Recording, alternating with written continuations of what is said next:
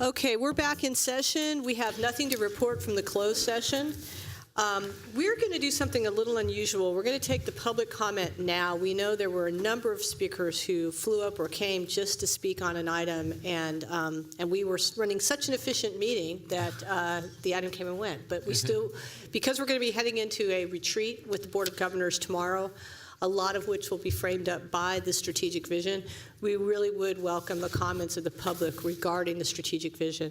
So I'm going to ask Vice President Epstein to go through the public comment cards that were submitted, and we'll do another one at the end of the meeting as well, but this is really just related to the strategic vision.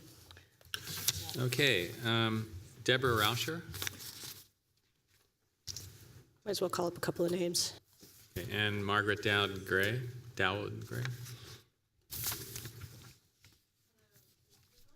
Yes. Welcome.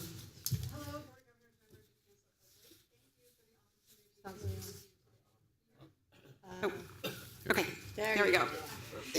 Hello, Board of Governors members and Chancellor Oakley, and thank you for the opportunity to speak with you today. I'm here to express the support of my organization, John Burton Advocates for Youth, for the strategic vision for the California Community Colleges described in the Vision for Success. John Burton Advocates for Youth is a statewide nonprofit organization based in San Francisco working to improve the quality of life for California's former foster, and homeless youth. It was founded in 2005 by progressive champion John Burton, a former member of Congress, the California State Assembly, and President Pro Tem of the California State Senate. As part of our overall mission, I oversee the California College Pathways program, which works specifically to improve college access and success for current and former foster youth. We have worked closely with the Chancellor's office staff over the past several years and have great respect for the work of the community college system. Together, we have been able to open up educational opportunities for thousands of the state's most vulnerable residents. We applaud the emphasis placed in the plan on working towards measurable goals, employing a student-centered approach, using proven methods such as guided pathways and multiple measures, and grounding reforms in a culture of data inquiry and evidence. We are particularly pleased to see the emphasis placed on reducing equity gaps and providing student-centered learning opportunities for all students. We strongly support, in particular, the recommendation that colleges provide special resources for high-need populations such as former foster youth, and that the Chancellor's office take the lead in advocating for funding for such programs. Thank you again for this opportunity, and I look forward to our continuing collaboration moving forward. Thank you. Margaret. Hello, I'm pleased to lend the support of the Silicon Valley Leadership Group. We're a public policy trade association representing about 400 companies, and we recognize the importance of the California Community College system, serving over 2 million students as an indispensable element within California's higher education system. Locally, we're really pleased to partner with our community colleges to provide internships, to inform curriculum, and we look forward to continuing to build that relationship. Today, we're pleased to support this Vision for Success. Thank you for your hard work. Thank you. Samantha Seng and Andrew Medina.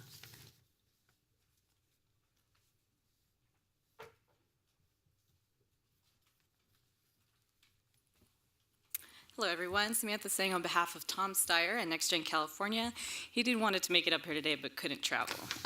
But definitely wanted to express thanking the board and the Chancellor for their hard work and obvious dedication to the success of our students as reflected by the Vision for Success.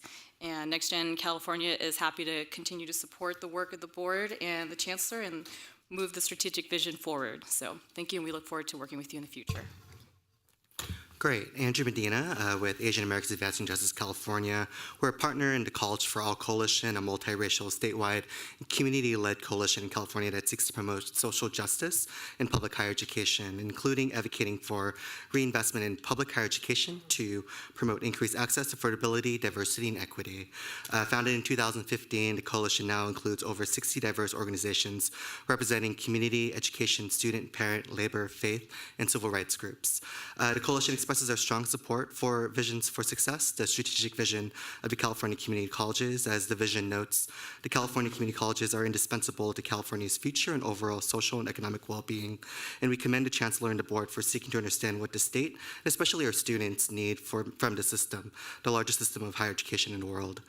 We applaud the fact that the vision establishes system-wide and college-level goals to improve performance, outcomes, and accountability to students, and in particular, the report's focus on reducing equity and achievement gaps to improve outcomes for traditionally underrepresented student groups. We believe strongly that closing equity and achievement gaps must be the core of the vision for success of the California Community Colleges. We also appreciate the student-centered framework of the 7 core commitments set forth in the vision in order to realize the promise of these commitments and to promote student success as measured by the goals and benchmarks outlined in the report and as defined by students themselves. Accordingly, we urge the Chancellor of the community colleges and the chancellors of every community college in the state to meaningfully engage and partner with student and community groups around the vision, how it can and will be collectively achieved.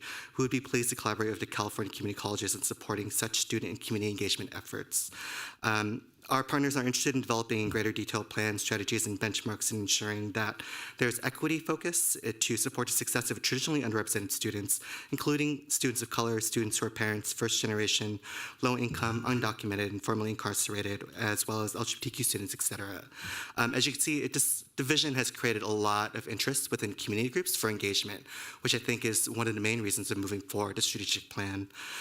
We also stress the importance of addressing campus climate to ensure welcoming, inclusive, and culturally appropriate environments and pedagogies, including supporting programs such as Emoji and Puente. The College for All Coalition would like to thank all of those involved with the hard work in developing and establishing the vision for success. This document is a bold first step to ensuring equity and success for California students, so we look forward to continuing engagement with the board and the Chancellor. Thank you. Okay, 2 more, Taylor Myers and Rebecca Silbert.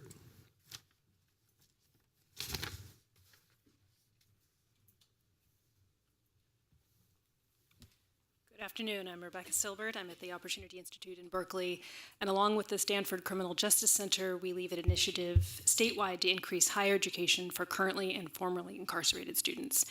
There's no categorical funding tied to these students, but it couldn't be more important for this state. Some estimates have it at 8 million Californians with an arrest or conviction record. They're on our campuses. It's a proven way to reduce recidivism, build our economies, and make everyone safer. The vision does exactly what needs to be done. We have been doing this since 2013. We started by going out and talking to students all over the state. We've raised $9 million, most of which we've passed through to the colleges and to the CSUs. What we heard from the students throughout the state is exactly what the vision addresses. In particular, degree completion, excess units, failure to complete, and moving from place to place without the means of reentry. This is particularly true for communities that are challenged socioeconomically, and those are the same communities that suffer from criminal justice issues. The vision calls the colleges the linchpin to meeting the civic and economic needs of this state. That couldn't be more true. The California community colleges, we do this work nationwide. Your colleges are leading the nation, doing more than other colleges and other systems in the entire country. And this vision takes it the next step to really fulfill serving these students and dramatically change the communities that have been so impacted. Thank you. Good afternoon. My name is Taylor Myers. I'm from California Competes. I'm pleased to lend California Competes unqualified support for the vision today. California Competes is an independent, nonpartisan, nonprofit project established to ensure that all Californians have access to higher education opportunities and that California's robust economy has the educated labor force necessary for continued prosperity. The vision demonstrates the kind of forward-thinking state leadership and commitment to students that California desperately needs. It elevates degree attainment, develops an agenda of access and success, and prioritizes student equity, all critical to the success of California's higher ed system. It also aligns previous policies and initiatives designed to address these challenges under a cohesive and actionable framework. The emphasis on generating more degrees is of paramount importance to the state, and the vision appropriately promotes several impactful approaches that California Competes has also promoted that are critical to closing the degree attainment gaps, such as increasing full-time enrollment, assessing prior learning, building institutional community partnerships, and improving student transfer rates. Equally important, it also recognizes that these approaches are successful efforts from previous state and system initiatives, and it unifies them under the overarching goal of increasing the number of students who get to and through college with the new Guided Pathways initiative. The vision presents a promising and inspirational framework for institutional reform, and it elevates the needs of students and the state. The right priorities have been identified, but the real mark of success is going to be now how well the elements presented before us come together over the next 5 years. And developing the framework was a crucial first step that California Competes is proud to support, and now we're excited about the exciting and challenging part to come, which will be collaboratively working together as thought partners and doing what we can to support the vision and its implementation. Thank you. Thank you. Is there anyone else that wants to speak to this item? Okay. No. Okay.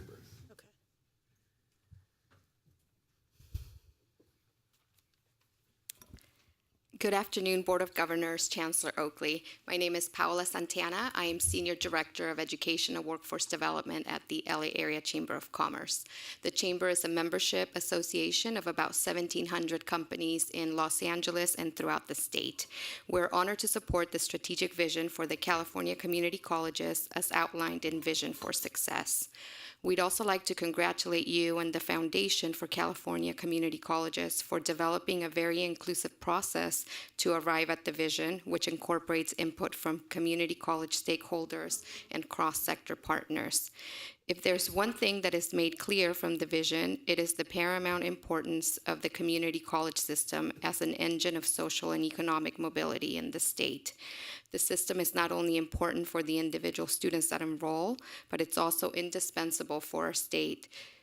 As the vision points out, we're at a critical juncture as a state when it comes to producing the workforce the state needs to remain economically competitive. We can either address our existing challenges or risk falling behind.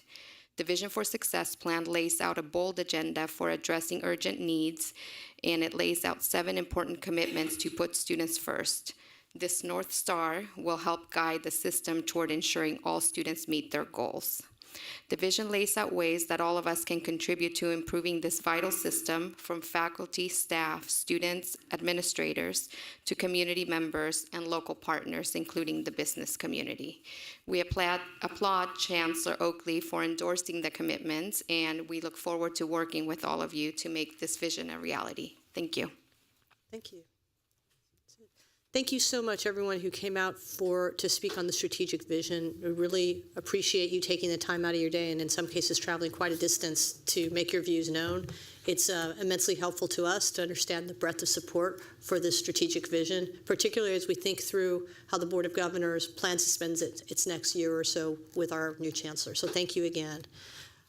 We'll now move on to item 2.7, Institutional Effectiveness Framework of Indicators. Vice Chancellor Tena.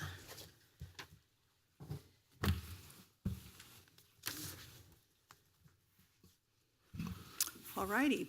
President Estolano, Vice President Epstein, Chancellor, board members, we're here today to present the Year 4 IEPI Framework of Indicators.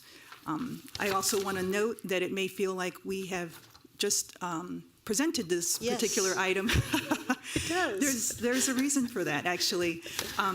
Actually, in your handout, there's a timeline on the last page, but one of the things that we've been very deliberate in our efforts is to provide this information earlier and earlier to colleges so that they can engage in the thoughtful planning process that needs to occur for them to set goals for the allocation of resources. And so this actually is the time frame we'd like to continue to present, and just know that it is a little bit truncated, but that was our goal in terms of coming this early.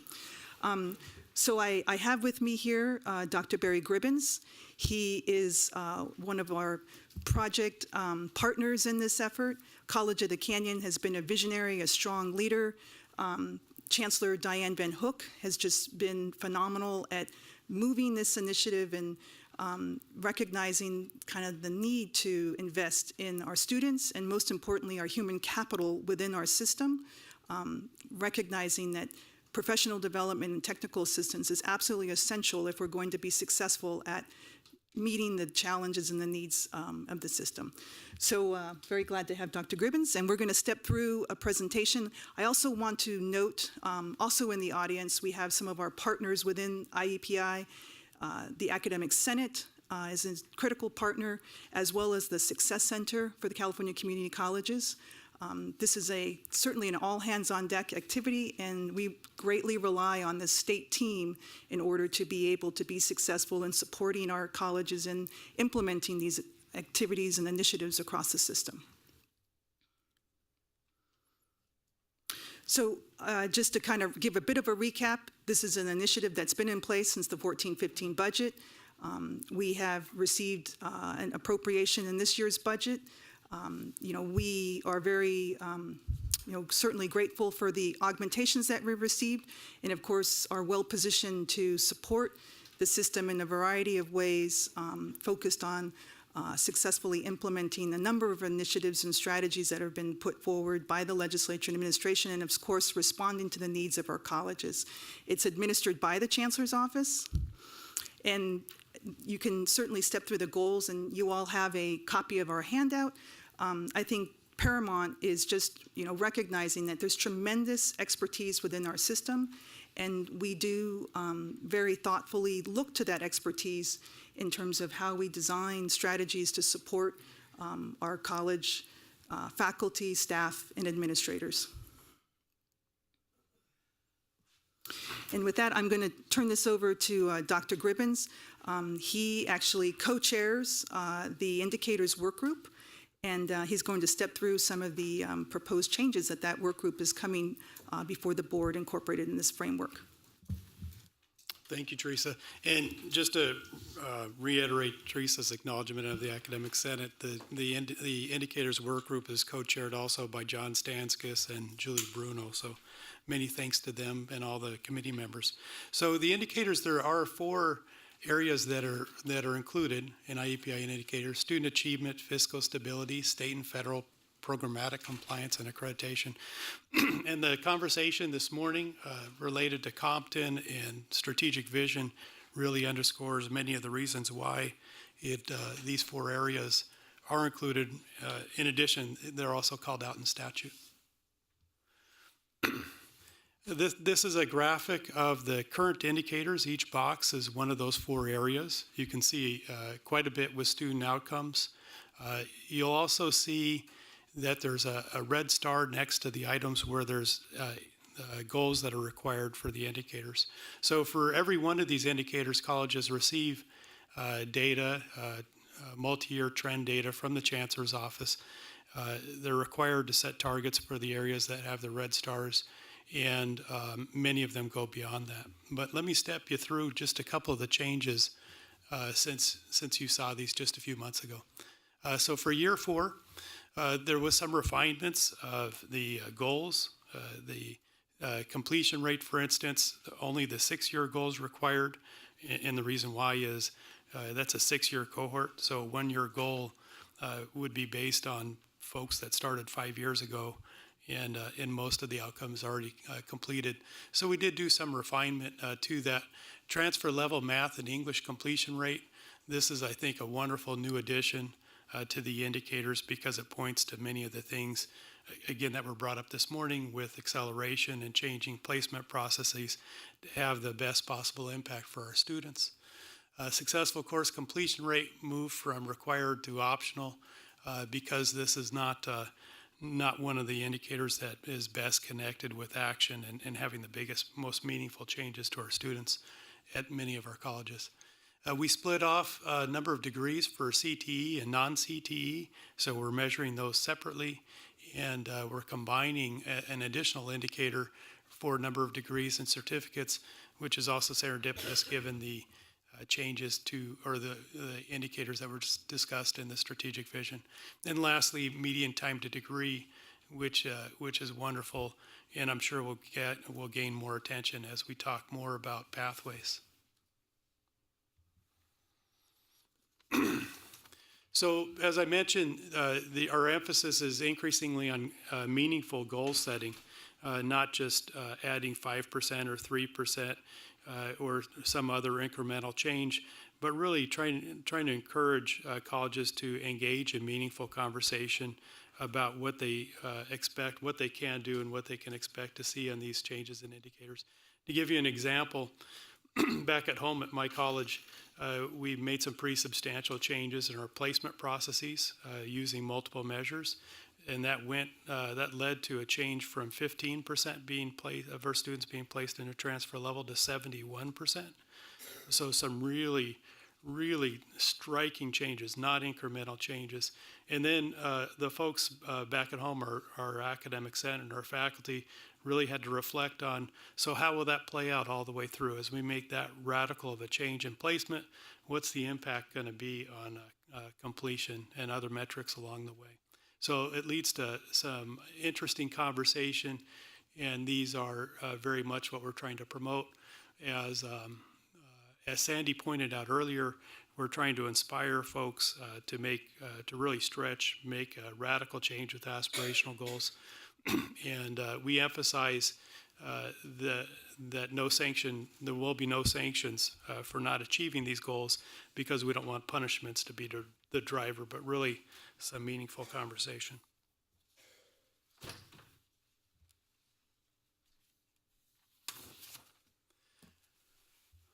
So some additional connections that I'm sure we'll see more and more between the IEPI goal setting and the strategic vision goals.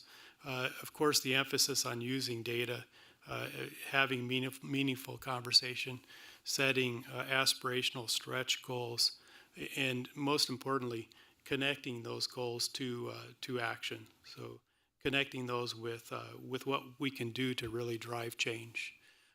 As we have those conversations, it of course is critical that they're not just with a handful of folks at each college, but the colleges really use an elaborate process to engage all the critical constituents, the academic senate, the classified senates for those of us who have classified senates.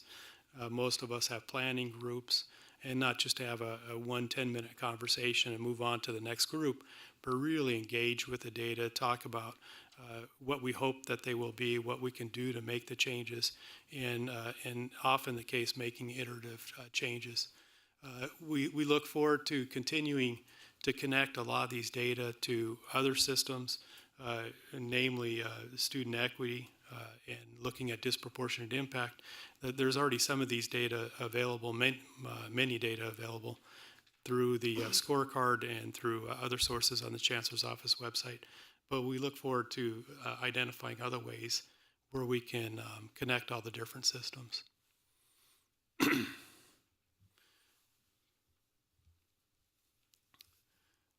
So lastly, just to point out, we're rolling into the fourth year. For the first 3 years, we have seen 100% of colleges set goals on the indicators, so that's important. Also, many are not setting just the minimum. In fact, 14% of the colleges and 36% of the districts are setting goals on all 33.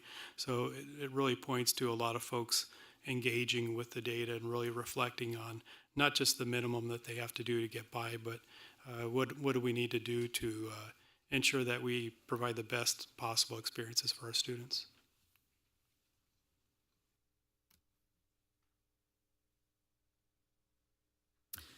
So this slide is just meant to give a little bit more of the picture of the activities that IEPI is engaged in. One tremendous part is this provision of technical assistance, and as you can see, these are colleges who have written letters of interest, invited us to come and provide some additional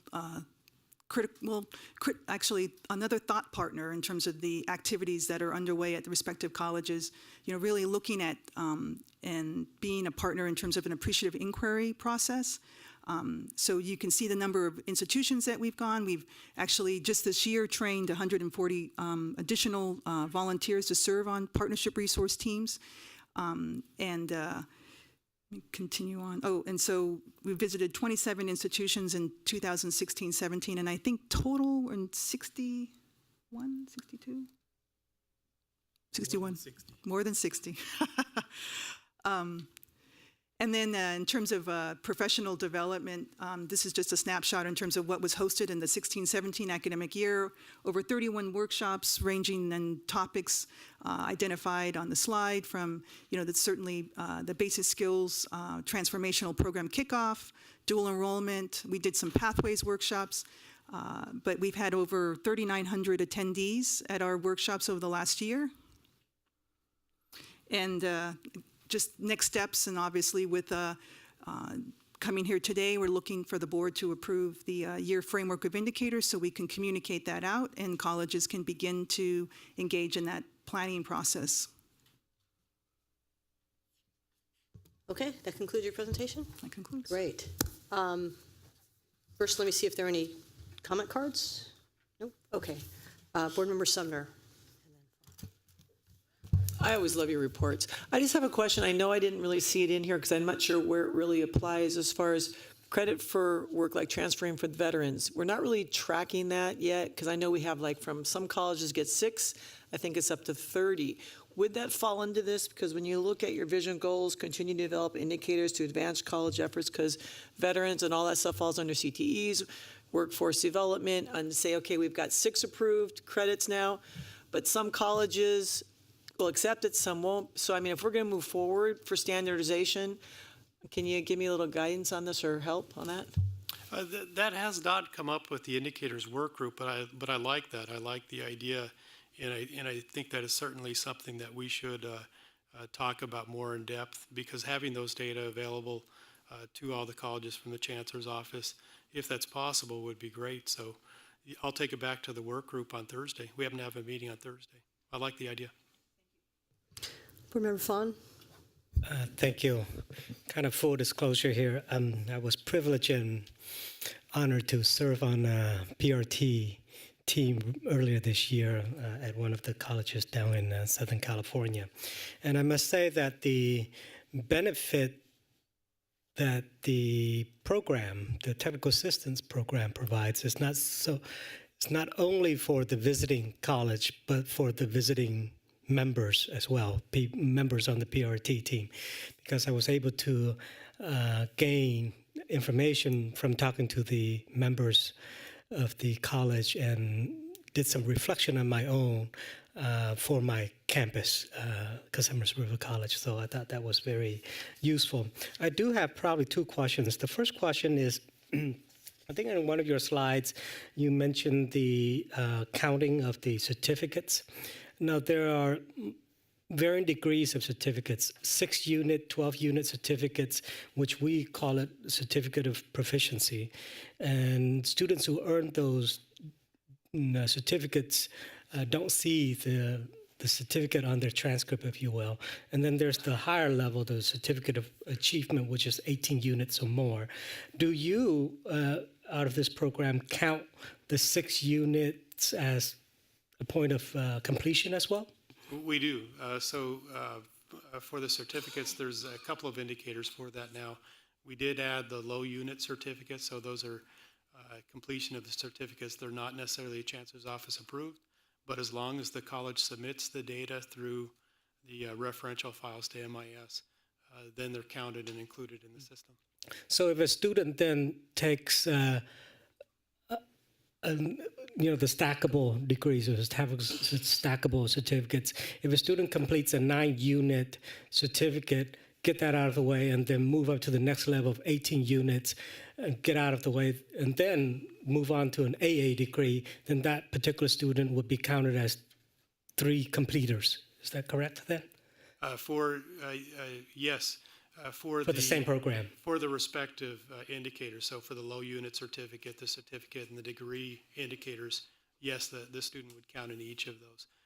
Only once for the completion indicator, but in each of the other ones, if they do indeed complete each of the other ones. And then my last question is, you have here the laying out the budget for the 3 years, starting 2014 through 2018.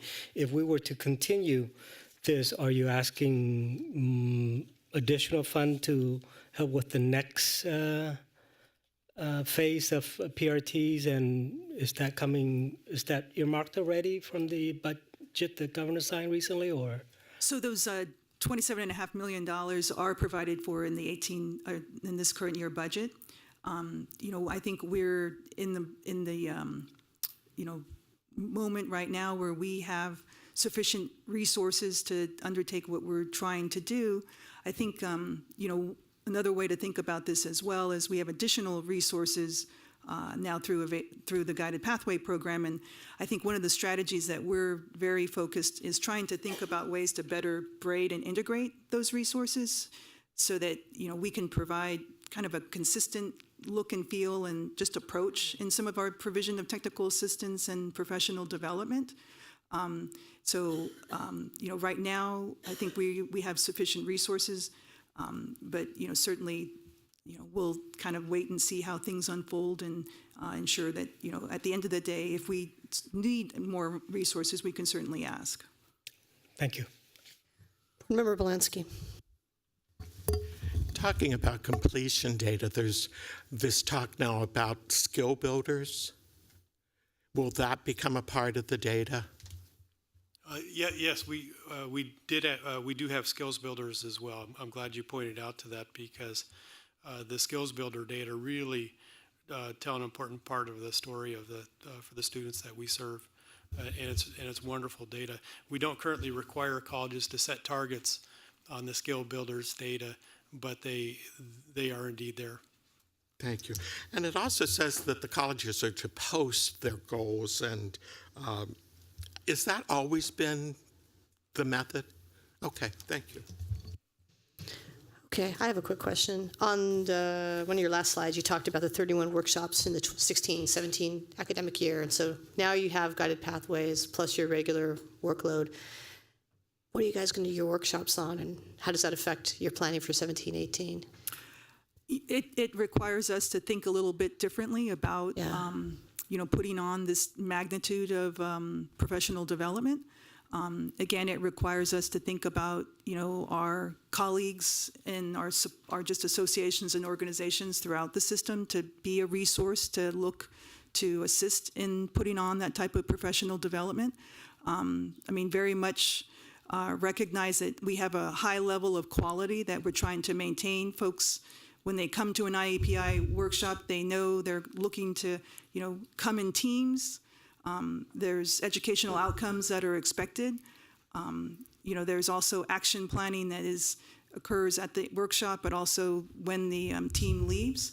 But I think we're posed to identify workshops for Guided Pathways, and we'll be rolling that out in the next few weeks and identifying regionally, where those workshops will be occurring. But we still have the same high level of aspirations in terms of putting on, more workshops focused on a variety of topics from, emergency preparedness to, just other activities that are even listed again in some of the areas. We very much want to work within our Chancellor's office construct and meet the needs and the demands that are being identified in that regard. Yeah, I'm just kind of curious how you set that calendar of workshops, because I would imagine there'd be a big push to do a huge number of Guided Pathways workshops on a regional basis, but is it a demand-driven calendar where, I just got a bunch of stuff around sexual harassment, or I just got a bunch of stuff around accreditation? So how do you generate that list of workshops? So much of that comes from the letters of interest. They kind of set the table in terms of the different topics that are coming up. But within IEPI, we also have a professional development work group where ideas are also brought forward. But it's really responding to those letters of interest, the professional development requests, things like Guided Pathways. And then, of course, there's always an avenue to identify other priorities of certainly hearing from the field and being responsive to something timely. Okay, thank you.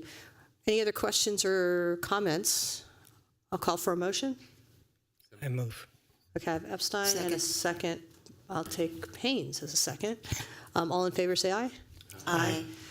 Actually, is this an information item? This is an action, right? Action. This is an action. We're still in action. Okay, any opposed, any abstentions? Items approved. Thank you. Okay, moving on. Item 2.8, Yes, item 2.8 is regulations governing standards and criteria for course approval of credit courses and programs. You've heard previous presentations from Vice Chancellor Walker. Previously, it was first reading. This is the second reading for action. And again, it points to the direction the Chancellor's Office is going, working with our colleges to improve the ability of our colleges to reach the goals that are in this strategic visioning document. So with that, I will turn it over to Vice Chancellor Walker. Good afternoon, Board President Estelano and Vice President Epstein, Chancellor, Board of Governors. This is the second time we're before you regarding the regulations governing standards and criteria for courses. This is for the approval of credit courses and programs and conditions for claiming attendance. We just spent the last week with 650 faculty at the Curriculum Institute and our own Joseph Belinsky Jr.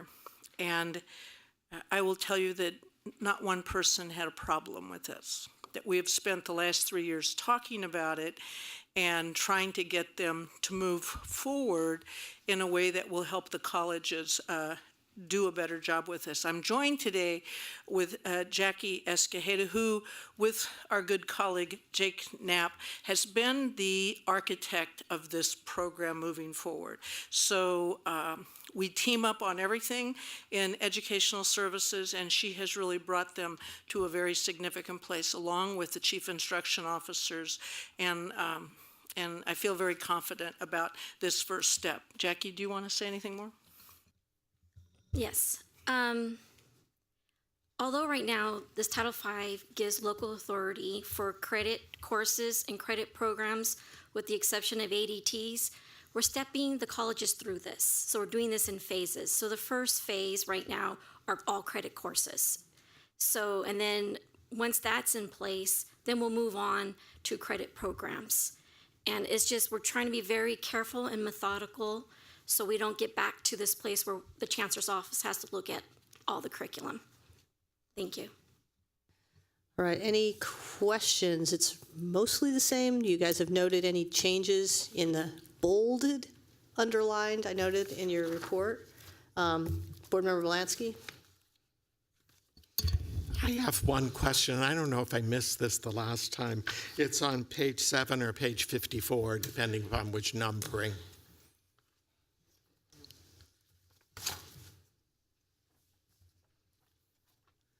And it's under 55-130, number 6, an explanation of how the program is appropriate to the objectives and conditions of higher education and community college education in California, and how it conforms to statewide master planning. Could you say something about that so I'm more informed?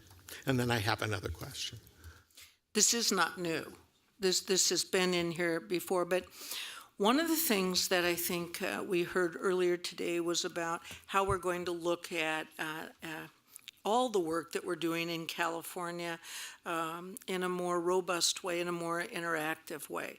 And so while this isn't new, we want to call it out so that we aren't just developing courses that don't have some relation to the good work that happens inside the pathways, inside the ADTs, inside other programs. It doesn't mean that we can't do that, but we're trying to make sure that we get it all in place so people understand what they're supporting.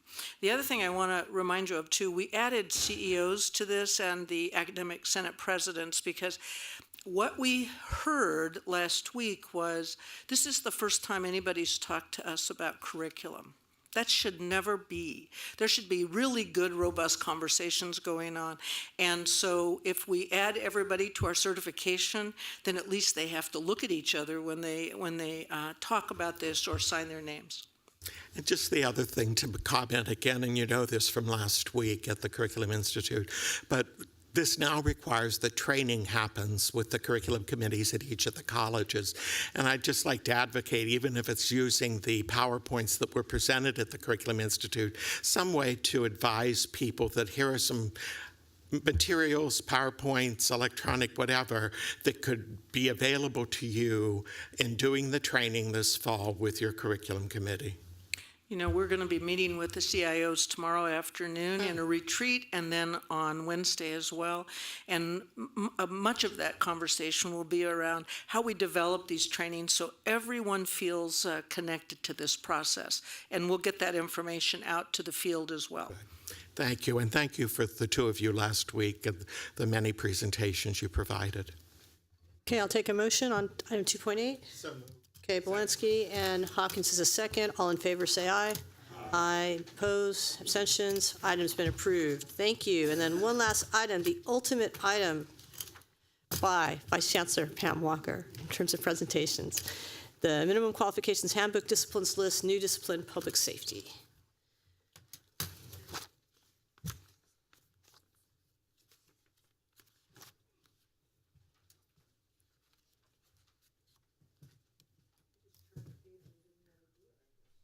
You're not done yet.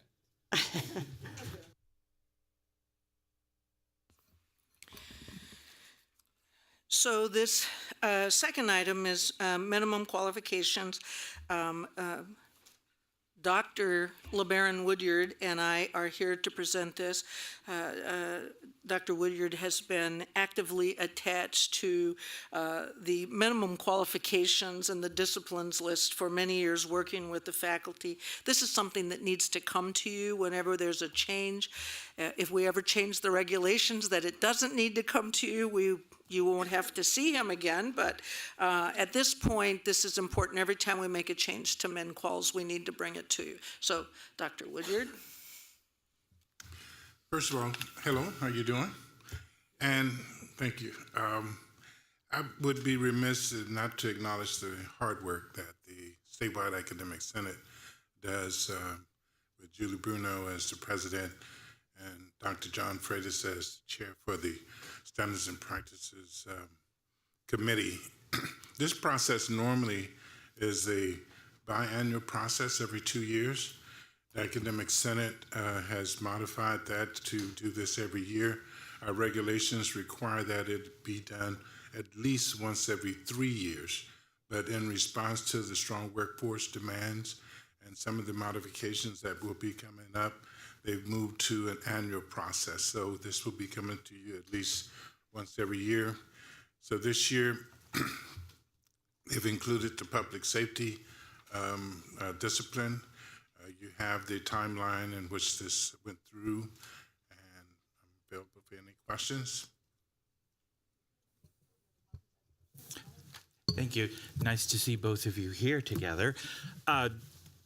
Thank you for the report. I just, the idea of us being nimble has been talked about as a system. So I think the annual review is appropriate given the needs of like the apprenticeship piece, kind of what's off in the field or what's been talked about, that's helpful.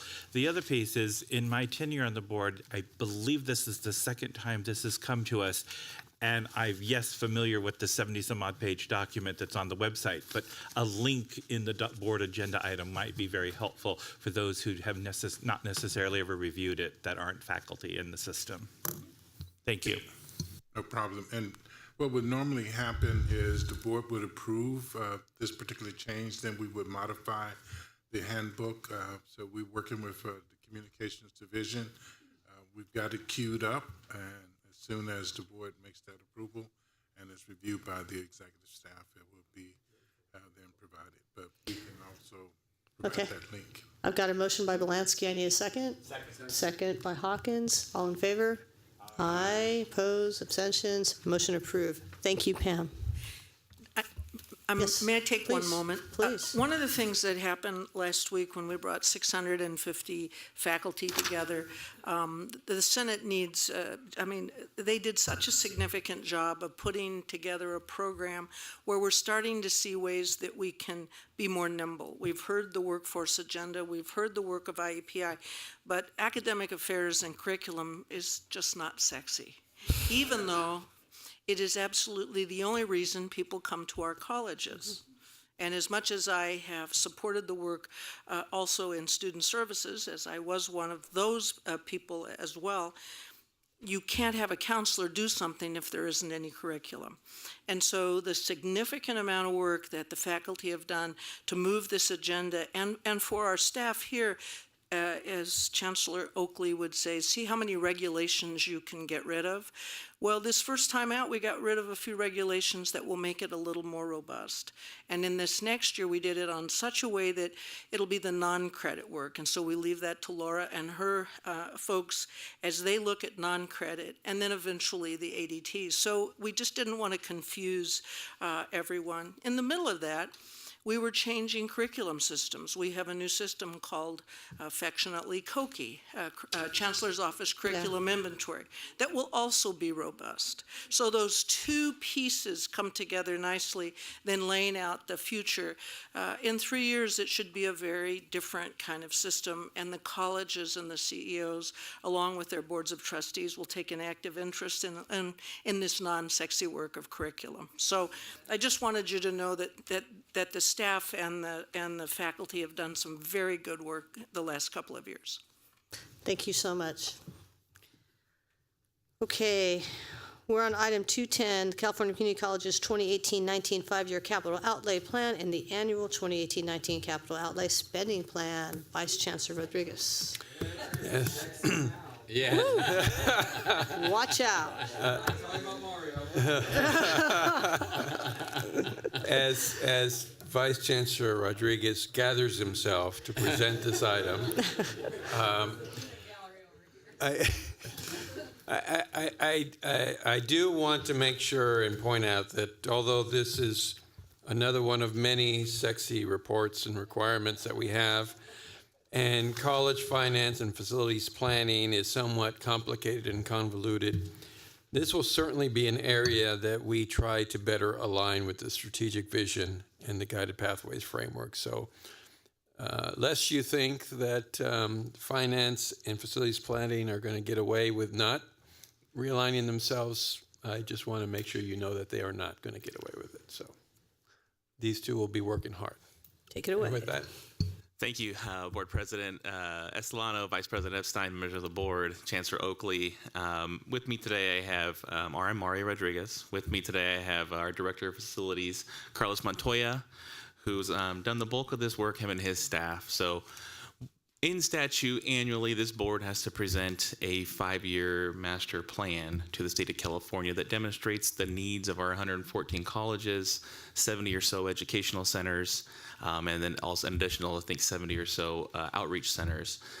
What we do is we more or less cull the 5-year plans that are adopted locally. It's a partnership we have with the foundation here through the Fusion system. This is the same thing we've done for the past 5 years, same exercise. The outcome of that is on page 71 in your board packet. It produces on just the 5-year plan alone, it produces a $21.5 billion request that would be met theoretically through if all those projects were to be funded over that 5-year period, that would be met through a combination of state and local resources. Locally, 68, or actually 69 of the 72 districts have local facilities bonds that range in various from about 30 or 40 million to all the way up to multiple billions of dollars in the case of LA.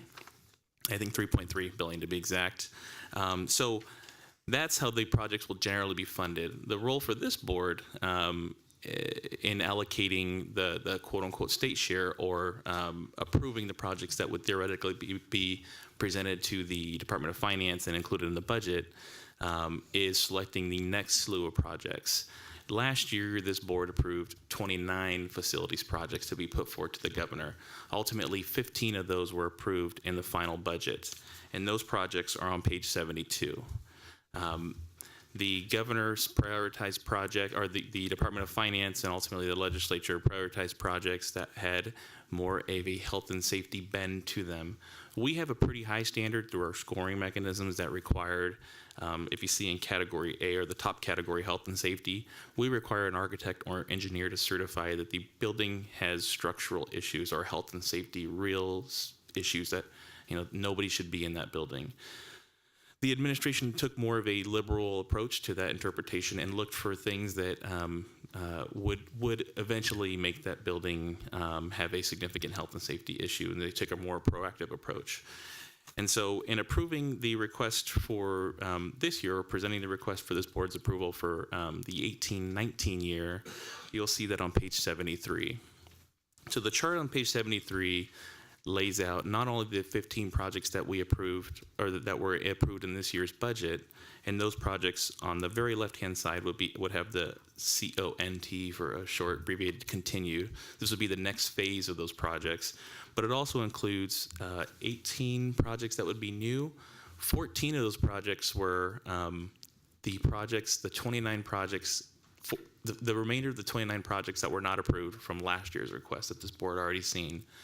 In trying to work with the administration on presenting a request that would be more in line with what they would like to fund, we expedited 4 additional health and safety projects that would have otherwise gone in the 19-20 year. So it's kind of a mix. We're not necessarily throwing out our entire old process, but we're trying to find a way to meet the administration's request to have a more of a health and safety component to the request. And so what we have before you are the 18 projects that you would be we're asking for approval on for this year. The totals on those, just so you know, I mean, the state has a technical process that we only ask for the next year's funding in the next year. Just so you know, for some round numbers, the projects that were approved this year of the 15 projects, that totals of the $2 billion Proposition 51 bond that we can out, that is set aside for community colleges, that would be about $448 million of projects. And this request would be an additional $381 million.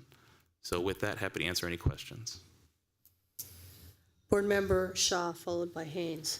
Yes, I had I think I might have asked this a couple years ago, but as a former Public Works Commissioner, which is another non-sexy subject area, but just pervasive in terms of how we use the elements of infrastructure, I want to sort of ask you this question. In the city of Los Angeles, when we issue bond programs for police stations or libraries or municipal facilities, you know, we put the notice out to the council offices, and they would submit their proposals to us, and then we would fund the bond programs. The problem is if we submitted, some of the council offices didn't have the appropriate staff to fill out the proposals, and so as a result of that, some of the council districts didn't have. So as a result of that, the projects were skewed to the council districts that had the more sophisticated staff, So my question to you is, does that ever happen in our system? And if it does, how can we deter that from happening? Yeah, I think it's a fair point when ever there's a competitive grant process that the districts or the entities that have the most sophisticated processes, the best grant writers will have a leg up on this. What we've done is, because we've had such a long-standing grant process and we have a little bit of a smaller pool, I think we have more sophisticated group of clients. So for instance, I think, you know, and I often talk about this when we're at hearings around how we've implemented a Proposition 39, the energy efficiency program. The K-12, our K-12 partners have had, you know, there's 1,000+ districts, school districts in that arena. There's 1,000+ charter schools. They've had a really difficult time getting that program off the ground. It's been very successful on our end because we just have a more sophisticated facility shop at our 72 districts. And so, there is going to be a level of sophistication at some of the larger urban districts that we might not always see at all of our rural districts. You will see this, you know, Redwoods has 2 projects on here. Imperial Valley has a project on here. So you'll see it peppered with not only some of the major urban districts that have, you know, huge amounts of our FTS that are able to hire some of the best facilities planners in the state, but also at our smaller districts, we've had a fair representation over the years. Have we directly helped them, or they just happen to compete? We have staff. We have 7 facilities planning staff that we essentially divvy up districts. You know, we divvy up our staff to enable to support the districts along the process. Not only the first process of filling out the grant application and making sure that they put forth a high quality proposal, but also as they work through we work through the State Public Works Board. We also help them make sure that they're getting their reimbursements in on time. So we do. So we have a formal process that will address this sort of system of inequity. I believe so. Inequitable situation.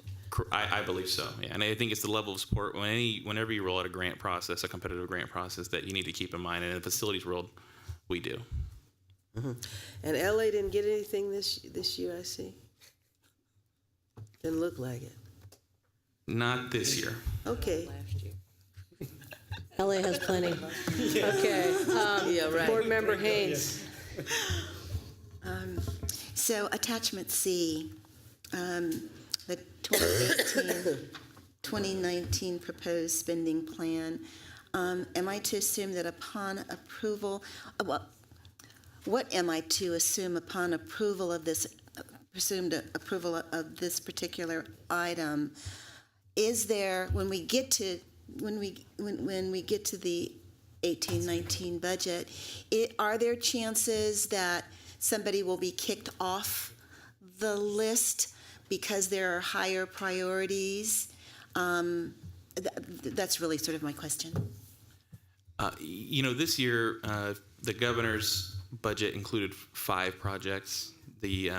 Essentially, the May revise included an additional 4, and we were able to get 6 more through when the legislature kind of adopts the budget at the final end of the day.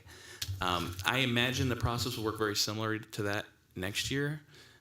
Our hope is that the 4 additional health and safety projects at minimum will be picked up by the governor and his governor's budget in January. We're working with districts right now to better articulate the health and safety concerns that are already within the additional other 14 projects. And so I think between that work and then also enlisting the support and advocacy of our entire network, many of which are people behind us, we're going to be able to get somewhere in the range of what we received this year. That's our hope. So, if I'm hearing you correctly, this is the Chancellor's office preference of projects that we're looking at and what we plan to put forward in our budget relative to the statewide budget. Obviously, the legislature and the governor will have some say in it. Thank you. Okay, I don't see any other questions. I'll entertain a motion. So moved. Okay, Shaw, second by Sumner. Whoa. Okay. Shaw and Sumner, all in favor? Aye. Opposed, abstentions? Great. We're good to go. That concludes our action agenda. Mario's going to stay up there because next we have information reports on the 2017-18 budget. Great budget. Yes, and before Vice Chancellor Rodriguez begins to talk to the board, I've already mentioned that at least from my perspective, we were very successful in this year's budget. I know that this board has been challenged over the years in setting priorities ahead of time and then working them through the budget process. And I know that there's been a lot of questions about how did we wind up with what we wound up relative to where we started in terms of budget priorities. What I hope going forward is that the Vision for Success, the Guided Pathways framework, begins to really set in motion what those budget priorities will be going forward so that we're not sitting here trying to imagine what those priorities should be year to year. And it sets in motion some clarity in terms of what we want Vice Chancellor Rodriguez's division to be advocating for, what we want Vice Chancellor Mattoon's division to be advocating for, and it gives me some clarity in terms of talking to the governor and talking to the legislature, talking to the Department of Finance. There will always be some nuances in terms of what we ask for year to year, but hopefully this will give us a little bit more framing as we approach the budget process and the budget priorities going forward, and hopefully help the Vice Chancellor as well achieve the objectives that we need to achieve and bring us back even a better budget next year. Thank you, Chancellor. So we've already gone over what occurred at the governor's budget. We've gone over what occurred at the May revision of last year. What I'll cover is kind of the steps that happened in between and what we came out of our final budget with. If you remember, just real briefly, the governor's budget, the main concerns we had there were we got less than our share of the Proposition 98 split at the May revise. That was affixed. If you remember, we had a very small amount of projects that this board approved for the Prop 51 bond.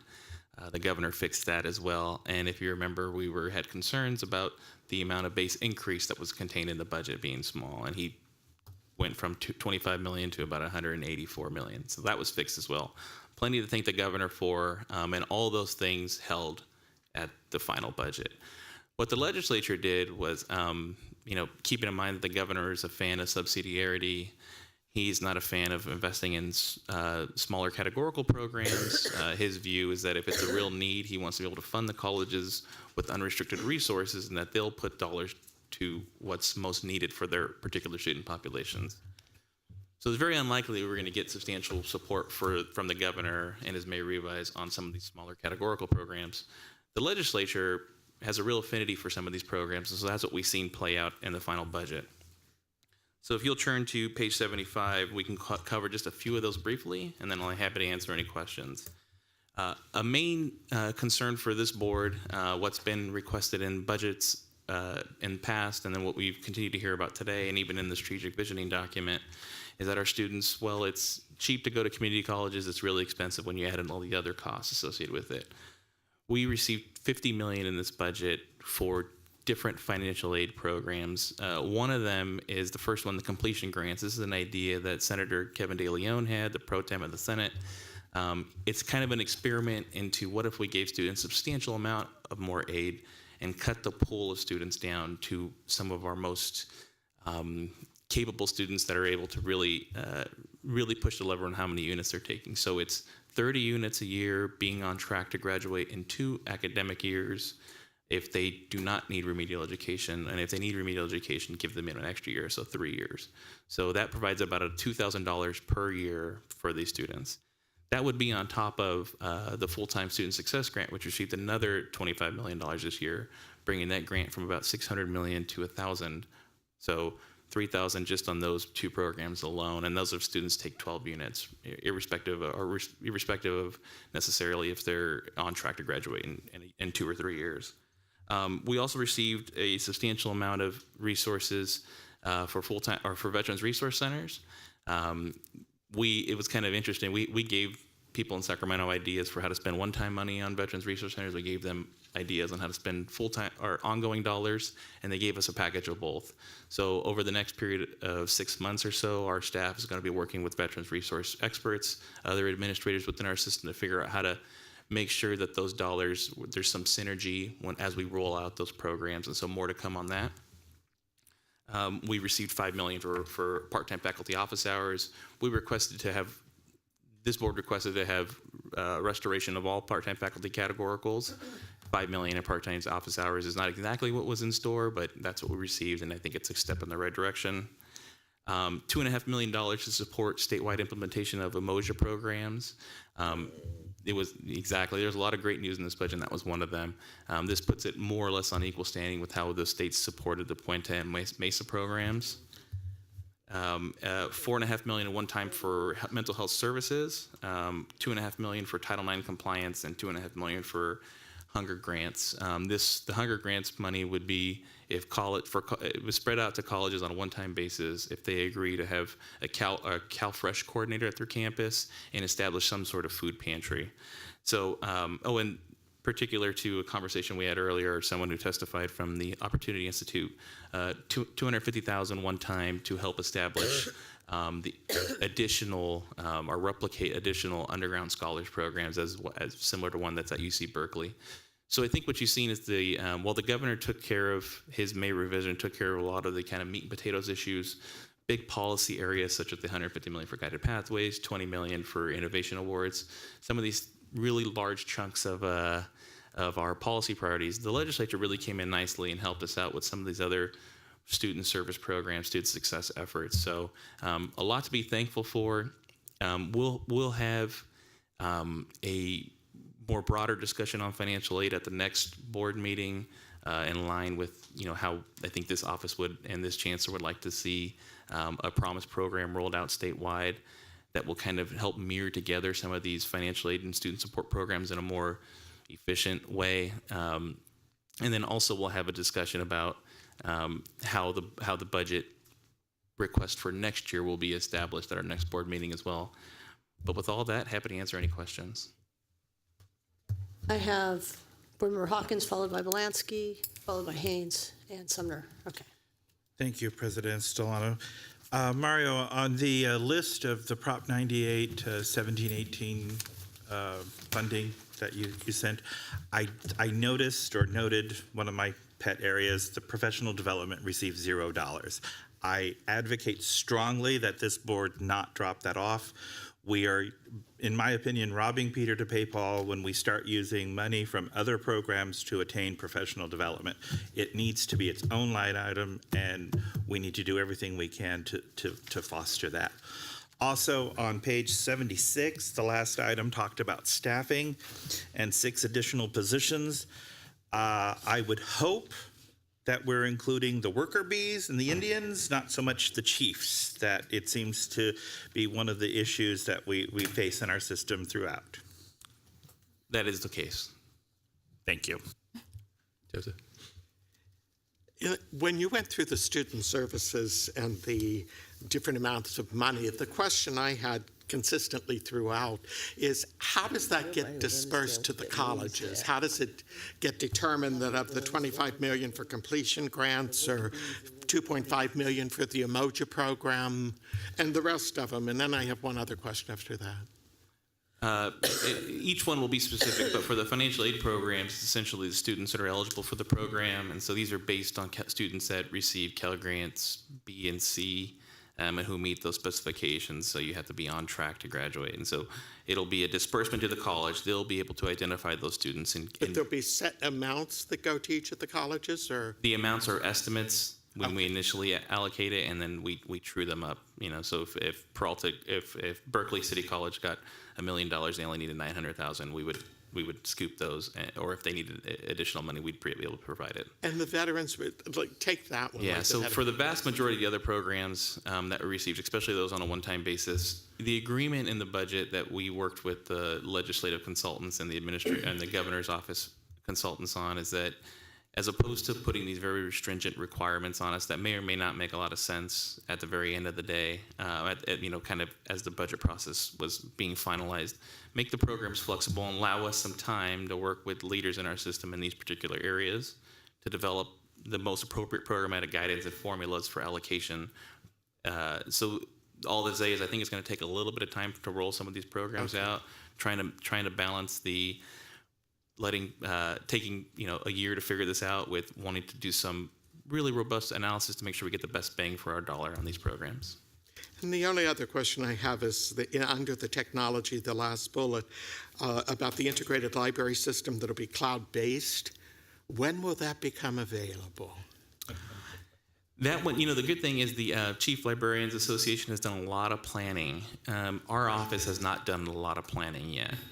So the great thing is they're a little bit ahead of us so far. Once we catch up to them and make sure that this thing can be implemented effectively, we'll let you know. This board will be updated along the way. It's a pretty interesting project. Member Haynes? Thank you. So I'm interested, page 75, student services, and the two $25 million grants. The first one is the completion grant, and the second one is the full-time student success grant. On the first one, it sounds like that it, I don't know how, okay, so it sounds like it is going to go through which entity? It'll be in the Chancellor's office. Does it matter whether or not someone is on a Cal Grant or not? Yes, it does. So if somebody's on a BOG waiver, would they qualify or not qualify? They would not qualify. Interesting. Okay. And that would be for both of these? Correct. Okay. so my next question is still relevant, and that is this requirement for 15 units and the flexibility in how that 15 units is dispersed. So for example, you have a student who is really on a 15-unit track, but in one semester they couldn't get the class they needed. So they're 13 units, but they picked that class up the following summer session or winter session. Will that qualify that person as a 15-unit student? We're working with legislative staff right now, including the pro tem staffer that helped put this together. I want you to say yes. But I don't want to get ahead of those conversations, but I think everybody in the room's more or less agreeing that that seems like a reasonable interpretation. But until we dot the i's and cross the t's, Well, I would argue, and if you need somebody in the room to argue for this, I will be happily do that, especially given that we cannot guarantee our students courses when they want them. They have to sort of wait from one semester to another because not everything is offered in a particular semester. So just know that it's really key for our students. If we're going to be student-centered, then we need to make certain that the flexibility and the adaptability of our rules and regulations meet their needs as well. Incorrect. And just so you know, Member Haynes, we are actually advocating for that position as well. I know you are. Thank you very much. Member Sumner? Well, of course, I'm excited that there's funding and there's money, and I know it's going to be challenging in how you're going to distribute the money, and I know that like Norco got $2 million, but you want to show a program that's going to not only the struggles, but the successes. Like you want to get some of those best practices out there. You've got a lot of organizations that already have best practices, that are already doing things. So you're going to get more bang for your buck. Like the focus on we talked about the nursing programs, people that were college credits get credit for. So you can say, why this is so important for the veterans to do it, but we cannot forget mental health. The VRCs need to have some sort of a mental health or an outsourced resource. That should be at the top of the priority with 22 suicides a day that we can account for, and we know there's more than that. So moving forward, I would gladly volunteer or whatever, because I think they all have my email. I get lots of emails. And I'm really glad that they do reach out to me, but I believe that I want to thank the governor and thank you, Leo. I mean, it's a great legacy, and I really want the governor to know he is leaving a legacy with veterans because it's having so many in California. So thank you for your work, and you've got a lot of VRCs, and they are very vocal. So I'm really proud to be a part of that vocal group. Any other comments? Okay. Originally, I didn't have a question, but so BOC waiver students who get the waiver aren't eligible for the $2,000? Well, just to clarify, it's if you get a BOC fee waiver, if you get a Cal Grant, you're going to likely be eligible for the BOC fee waiver and have received that. So it's not that they're not eligible. It's just these programs are working towards seeing what would happen if the state were to provide a substantial amount of more aid to a particular student group. And so what they're counting on is that the BOG would be there already, the Cal Grant would be there, and then the full-time student success grant would be on top of that. That's the $1,000 that I was talking about. And then if you take 15 units and you're on track to graduate, you'd get an extra $2,000. So the loading order is BOG, then Cal Grant. So I'm sorry if I didn't clarify that initially. Right. So the BOG feevers would still be eligible, but they would have already got it. Okay, great. Thank Sorry you. about that. I know, I apologize. Any other questions or comments? I think our Chancellor has a final comment. Yes, so I would be remiss if I didn't point out that there is friction between what you see here in the conversation we just had and the strategic vision and the guided pathways framework. We have a number of specific categoricals in this budget.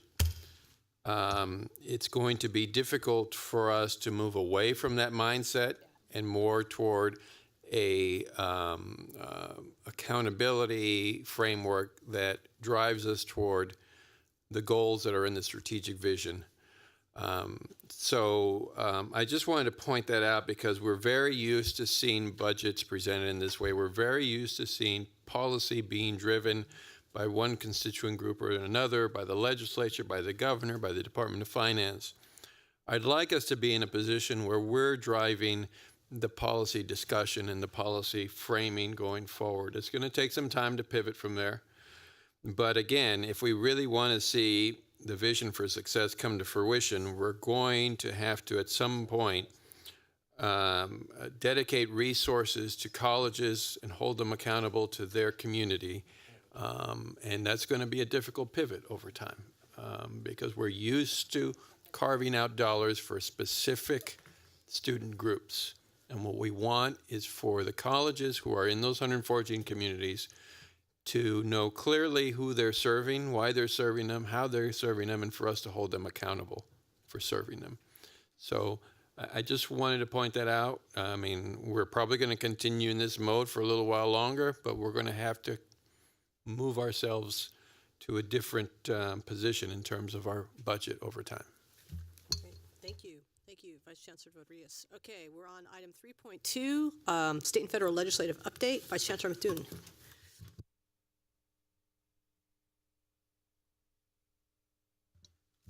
Good afternoon. We're going to begin on page 79 of your agenda.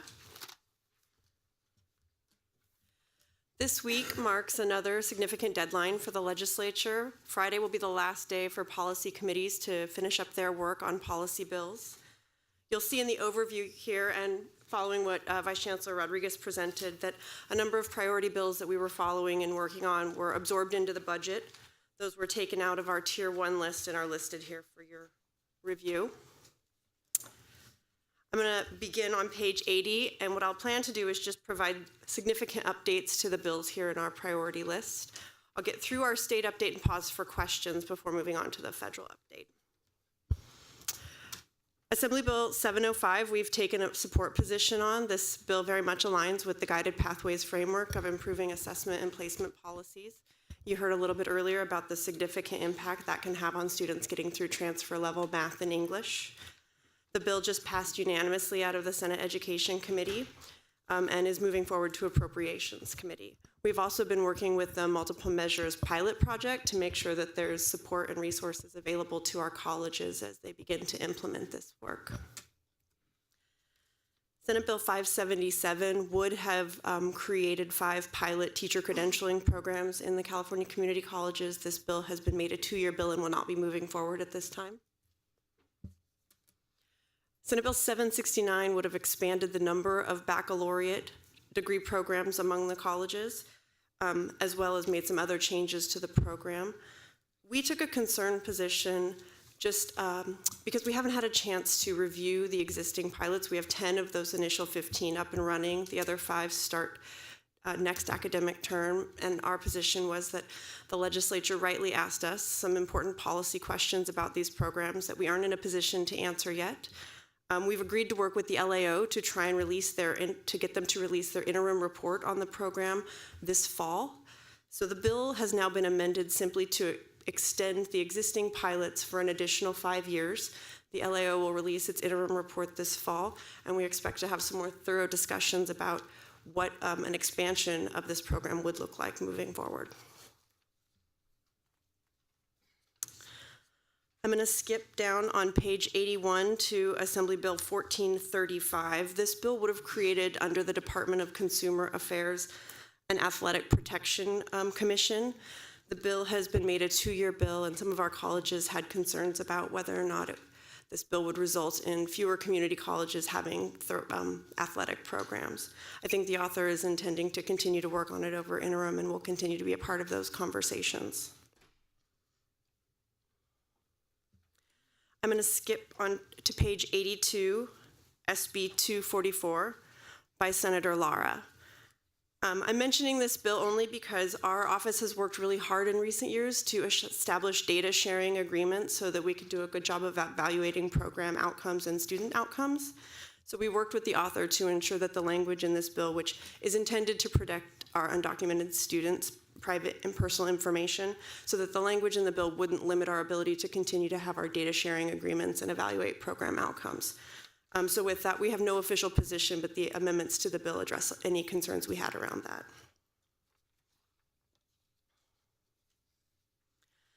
I'm going to skip now to page 83, Assembly Bill 637. This is a bill that our office is sponsoring, and the goal here is to make it easier for community college students to use the online education initiative course exchange. It would allow institutions to not have to re-verify a student's residency status when they enroll in a course in that exchange. It's a small but important change to expand the use of online education throughout our system.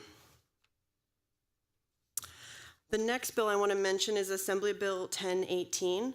This bill would add homeless students to equity plans. Amendments were just recently taken to also add LGBT students to these equity plans. We're continuing to work with the author's office to figure out whether or not data is available to colleges to be able to conduct the research required by the bill. But generally, we've been supportive of the effort to make sure that colleges have access to the information they need to conduct thorough disproportionate impact studies and then have equity plans that appropriately respond to student needs.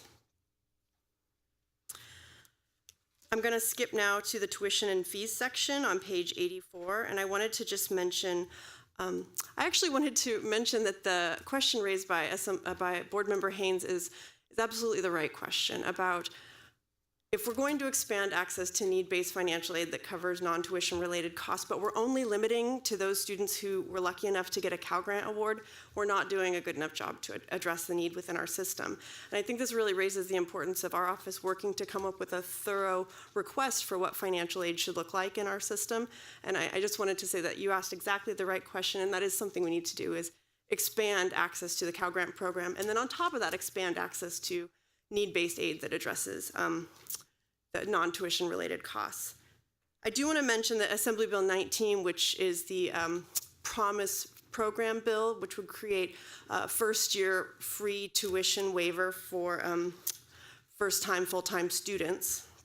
This bill has been amended to incorporate some of the other aspects of a Promise program that Chancellor Oakley actually mentioned earlier that really support student success. So it's been amended to require multiple measures assessment and placement, to require partnerships between K-12 and our CSU and UC institutions.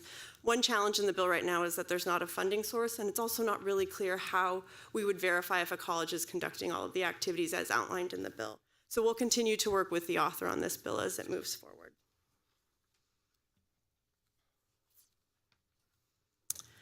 And then finally, I'm going to mention in this list, I want to move to page 85, SB 15. I think Vice Chancellor Rodriguez mentioned that one important increase for the Cal Grant program this year was an increase in Cal Grant C awards. This is the amount of money that goes to our CTE students to cover those access-related costs. That award used to be $547, and it will go to just over $1,000. SB 15 will also ease the process for students to gain access to the Cal Grant C program by extending the deadline by which students need to apply from March to September. In addition, it will align those priority CTE programs to the work that we're doing in Strong Workforce to identify those STAR programs that lead to high outcomes and high wage opportunities for our students. So I'm going to stop there and then just ask if there's any bills that I didn't bring up that folks have questions on that I can answer.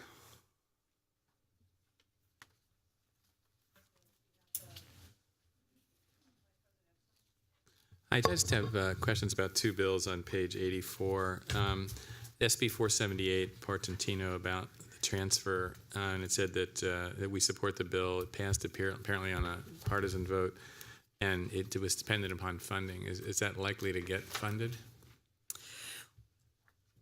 We've been working with the author's office to try and figure out a way for us to incorporate these changes without additional funding. The issue here is students who seek to transfer to CSU and have that guarantee that the associate degree for transfer provides don't get the guarantee unless they have the degree. So how do we make sure that a student that's taken that course taking pattern gets the degree in order to get the guarantee at CSU? So one of the things we've been working on is this something that we can do within our existing education technology initiatives, and is it something that we can provide to colleges to perform this work and to perform this degree audit without additional resources? So that's our goal.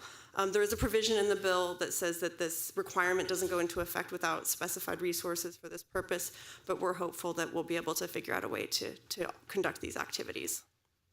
Okay, and the other question I had was on AB 19, which you said is part of the Promise program. I'm just curious, that seems to have had a partisan vote too. What was the objection to it? So in the Assembly, it did have a partisan vote, and frankly, there was some comments raised in the Assembly Higher Education Committee about the thoroughness of the BOG fee waiver, and if we're already covering fees for all students who have need, then is this the best use of, I think it's about a $35 million price tag. And so those were some of the questions that were raised in committee. I would note, though, that the amendments to incorporate some of the other aspects of a promise, like multiple measures and partnerships and those things, came into the bill more recently in the Senate, and coming out of the Senate Education Committee, it did have a bipartisan vote.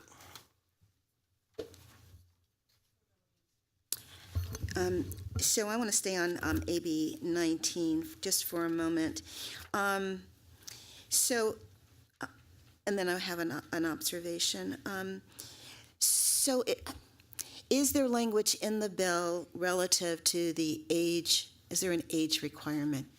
I mean, is this bill focused in on those who are sort of immediately out of high school, or is there an age requirement that first-time student who is 23, 24, 35, but is going to be taking the 12 units, would they be included in this particular?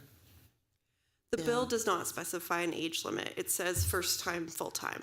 So most students, older students, come in with some credits. Many of them do. So if they came in with credits, they would not be considered first-time. But for an older student that is a first-time, full-time student, they could qualify under this bill.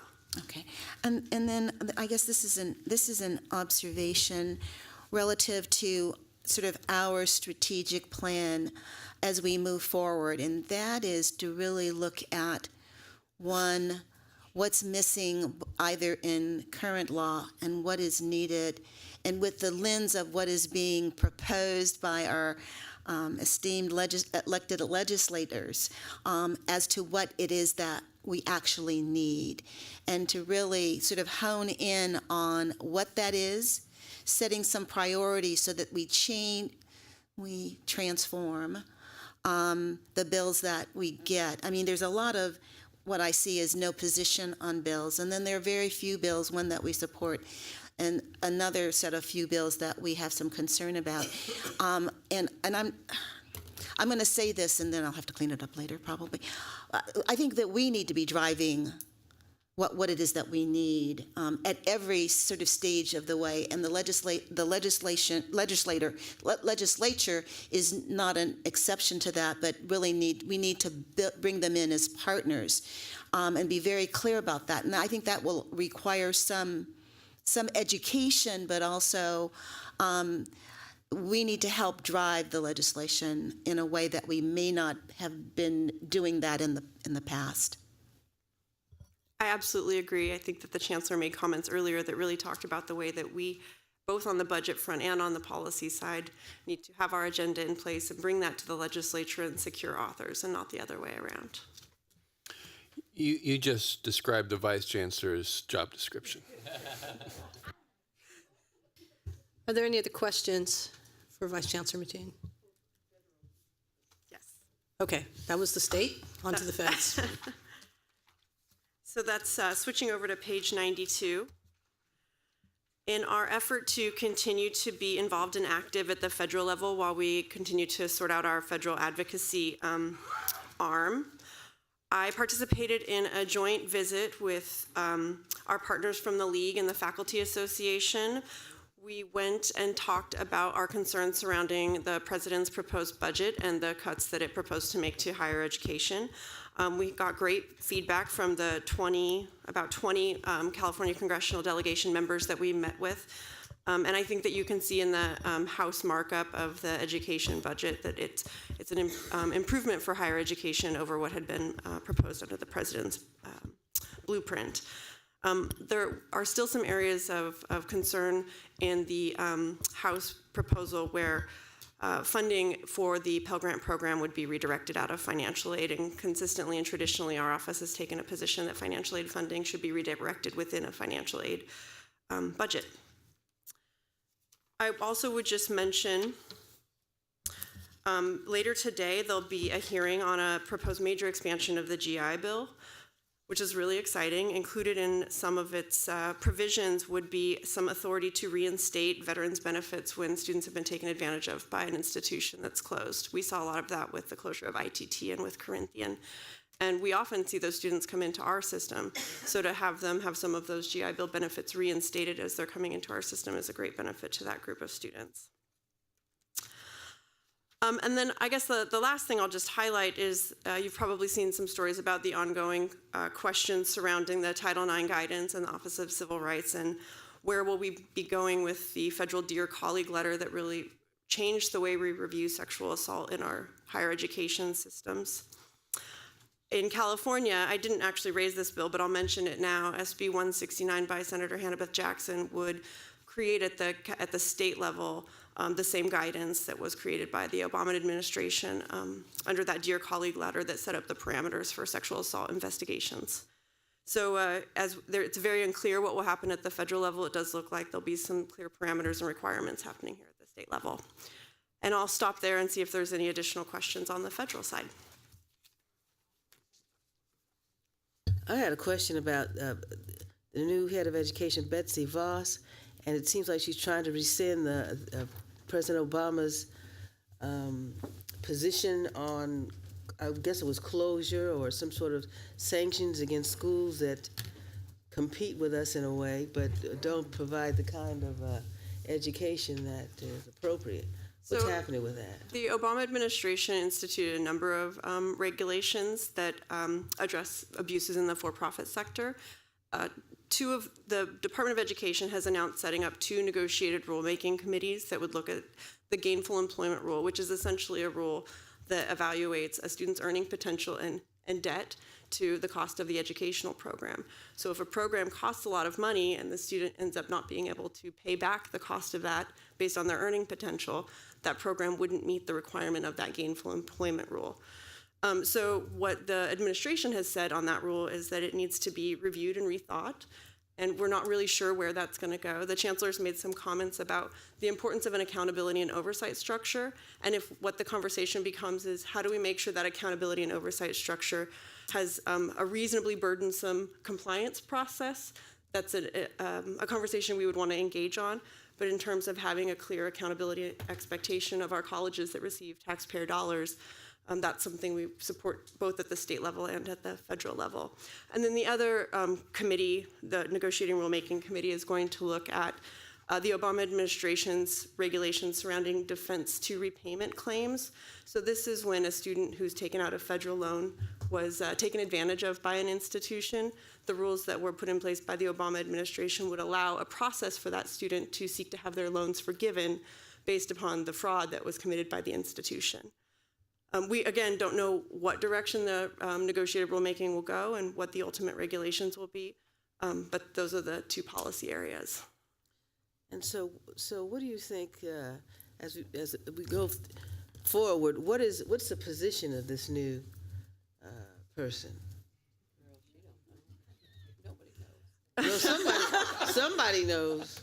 You have an inkling. Yeah, I had an opportunity to meet with somebody at the Department of Education when I was out there in June, and I think we have a lot of really strong leaders who care about education, and we just need to do our part to support and elevate those voices. And when somebody at the federal level proposes policies that undermine our students, we need to take action and make comments.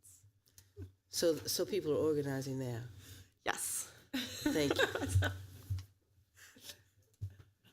I was just going to say, I would love to see us track that bill. It's HR 3218, and they call it the Forever GI Bill. Yes. So maybe we could just see that one, because it does impact us. It's about credits. It's about the 15-year. And I think the more we can educate people with veterans and as far as bills coming forward, and then, bombard people with, calling and support. But it's the Forever GI Bill, HR 3218.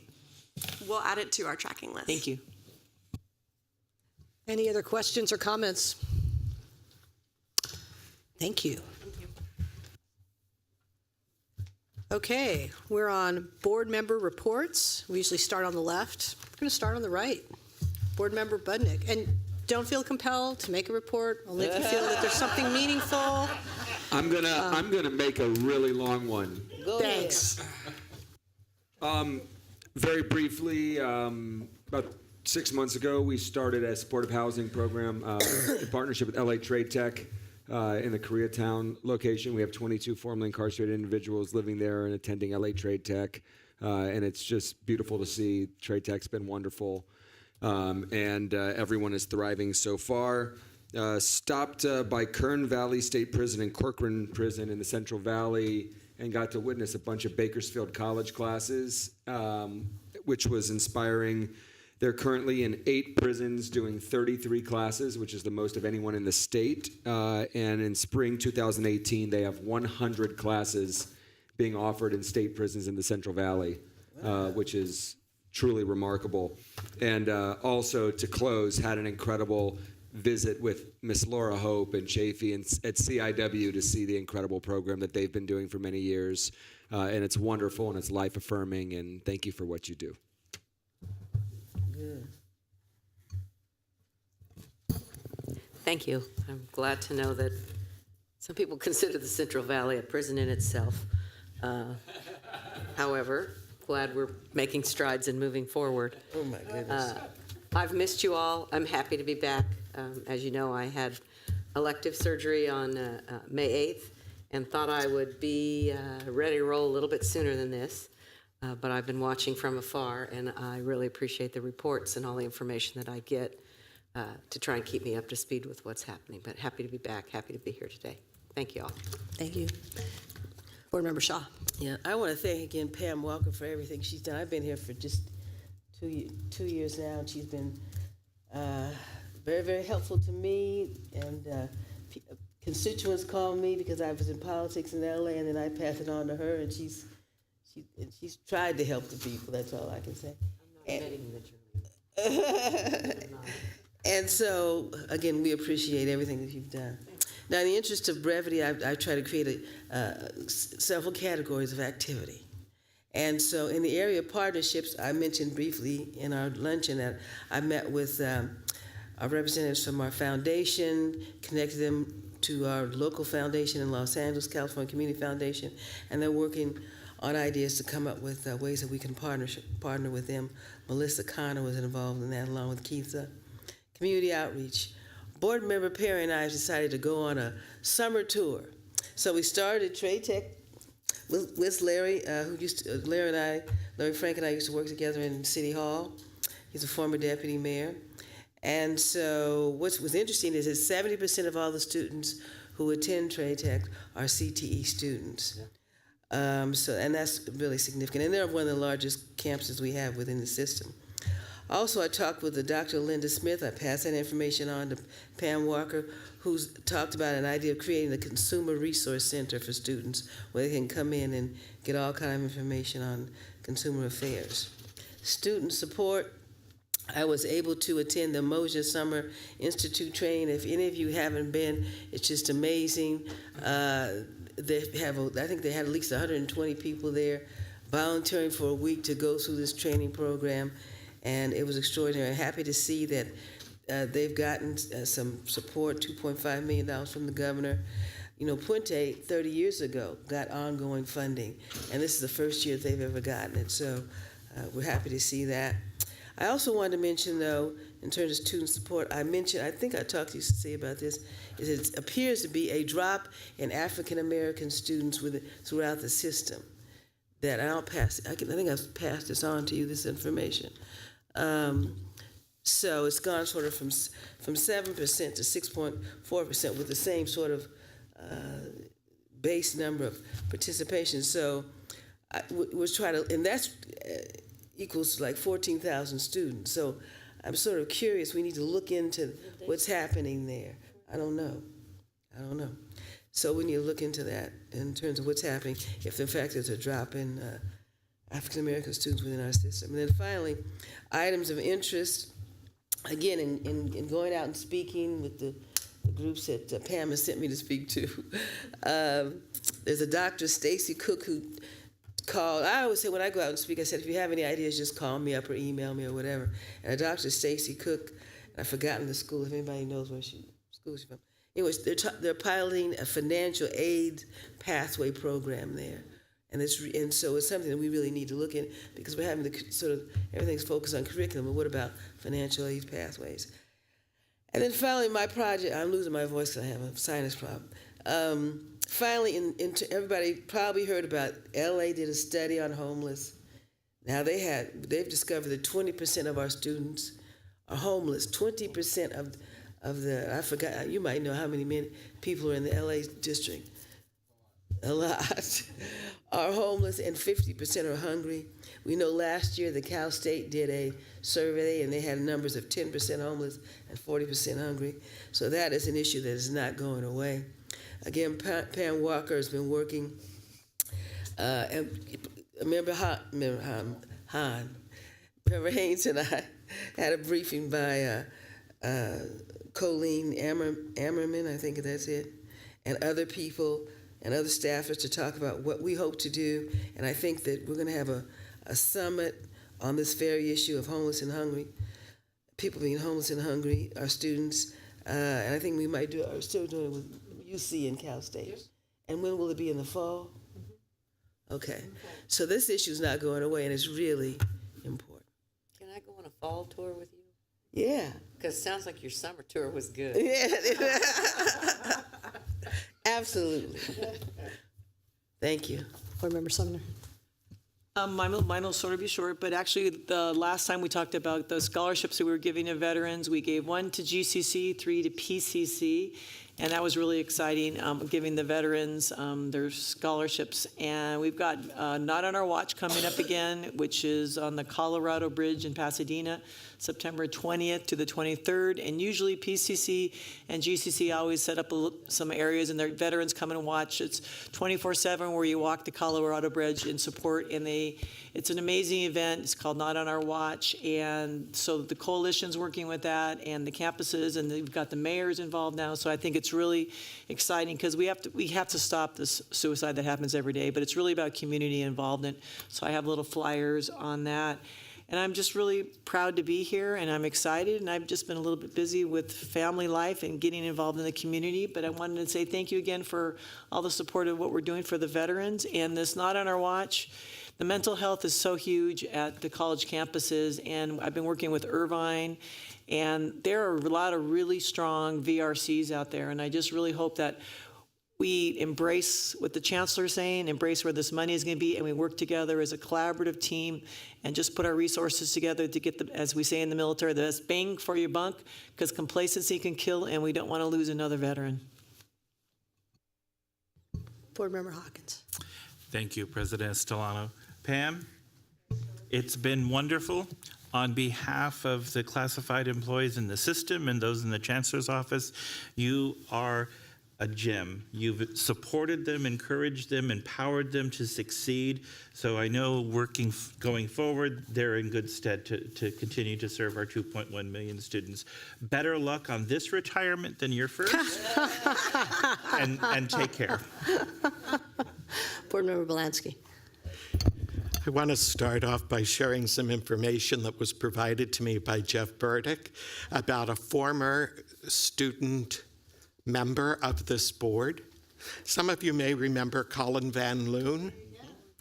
Colin Van Loon completed his Bachelor of Arts degree at UC Berkeley with a 4.0 GPA. And he's been admitted to the Stanford Law School to study international law. And the only other thing to say again is the Academic Senate Curriculum Institute last week in Riverside was really quite well done, with a lot of very, very needed presentations. One on the Program and Course Approval Handbook, the 6th edition that came out a couple of weeks ago, how to streamline the curriculum that Vice Chancellor Pam talked about today, but there were several presentations on that, as well as guided pathways. And I'd like to just thank the 9 presenters there that were from the State Chancellor's office, and I'll call out the ones that are in the room that were part of presenting. Specialist Raul Arumbala, Dean Jackie Escajeda, Dean LeBaron Woodyard, and Vice Chancellor Pam Walker. And Pam, thank you, thank you, thank you. Over here and go with Board Member DeLille. Thank you, President Estolano. I just wanted to give one last big shout out to El Camino College and El Camino Compton Center, Dr. Thomas Fallow, who started that initiative, Dr. Dina Maloney, who carried it on with her leadership, and lastly, Dr. Keith Curry. They've done tremendous work, and I'm so happy, and go Warriors. I want to congratulate all the new SSCCC executive members, and also congratulate my new partner in crime, Alex Griffin, and I've spoken to him, and he's very happy with this opportunity, and I'm excited for him to come alongside me to the next meeting, see what happens. So thank you. Board Member Fawn. Real brief, I was able to attend briefly the online teaching conference in Southern California last month, although I had to cut it short because the governor hosted a party and he wanted all the API appointees to participate. So when the governor puts on a party, you don't want to miss that, right? So, however, at the OTC conference, I was able to take in stuff that pertained to my profession as an instructor of both online and on-ground teaching. And I don't know if this is like a one-time or two-time incident, but as I'm teaching online classes, the shorter the duration of the course, like over the past this summer, it was a 6-week course versus a 16-week course in the regular semester. The success rate and the retention rate of the shorter duration courses tend to be extremely high. Like out of 45 students, I retained 42 students, and probably 4 didn't pass a C or above. But I can't say that about the courses that are 16 weeks during the regular semester online, same class. And as I reflect on this, and as we will be embarking on the discussion of the online college that the governor requires us to do, I think there's some perspective given to, I guess, the experience or the trend that I've seen in my kind of small world of teaching online classes. So those are my comments. Thank you. Thank you. Board Member Haynes. So many of my colleagues on the board know that not only myself, but Valerie and Joseph and I sit on a joint advisory board that include the 3 members of the Board of Education. This advisory board is on workforce pathways. It's an advisory board that has been in statute for many years, but has sort of has dust on it for about 12 years. It's been reestablished, one, to begin to rewrite, update rules about where we go, where K-12 goes, but they've also included us to help formulate what this new horizon looks like relative to how we can best work together. The meeting, last Friday was the 3rd meeting of this board, and the issue that it focused on this meeting was really about data. And the good news is that our colleagues in K-12 have gotten excited about data. Not just any kind of data, but data that's actionable, data that aligns with our goals and our values. And so that's extremely exciting. And it's within the framework of Pathways, which is also to have a partner, for them to have us as a partner and for us to have them as a partner, to begin to talk about a new language that we have to speak to recognize that while we have 114 campuses and 72 districts, they have 10,000, all locally in most cases elected. And so this is no sort of easy task, but I am very pleased to be on this board. I think that as we continue these conversations, we will get to know what each composite needs. And as I said in my introductions on Friday, is that we have to continue to blur the lines in our silos. There should be no sort of line there. We really have to sort of push ourselves into what they're doing, and they need to push themselves into what we're doing, so in order to better serve students. And then, and I need some water, I'm sorry. And then we've talked about pathways. And I just wanted my colleagues on the board to know, I am a member of the California Community College Board of Trustees. It's an elected position. This board represents the 450 plus trustees across the state of California.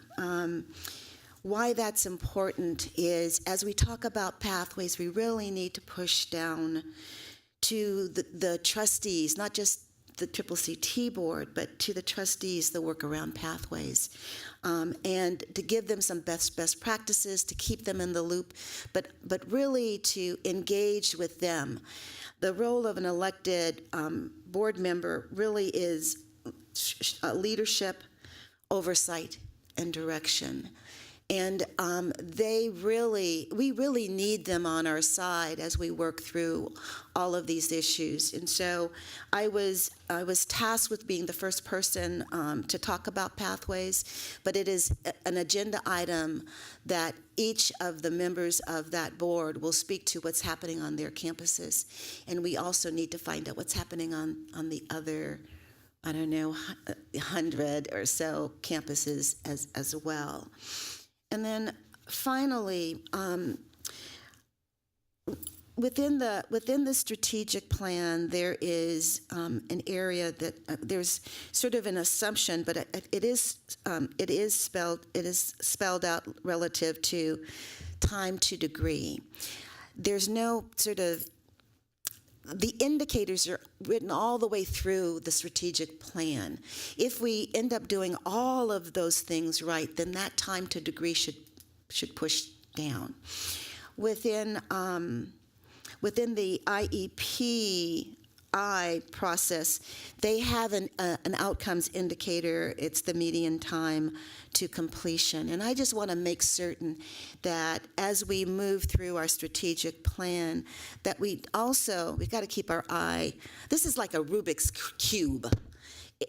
As you move something and you're trying to get it all in alignment, something else changes. And I just want to keep and so we're going to be keeping our eye on a lot of indicators, but I want to also keep our eye on the time to completion to make certain that we're sort of on time and on schedule. And then the other issue Pam talked a little bit about curriculum, and it was mentioned sort of offline about the role of trustees. And I have to tell you that not every trustee in this state recognizes their responsibility of being engaged in this process, and knowing what that curriculum looks like, and to be able to have the opportunity to talk about when curriculum, what that curriculum looks like in their board meetings. And so I think there needs to be some training, because this was sort of housed,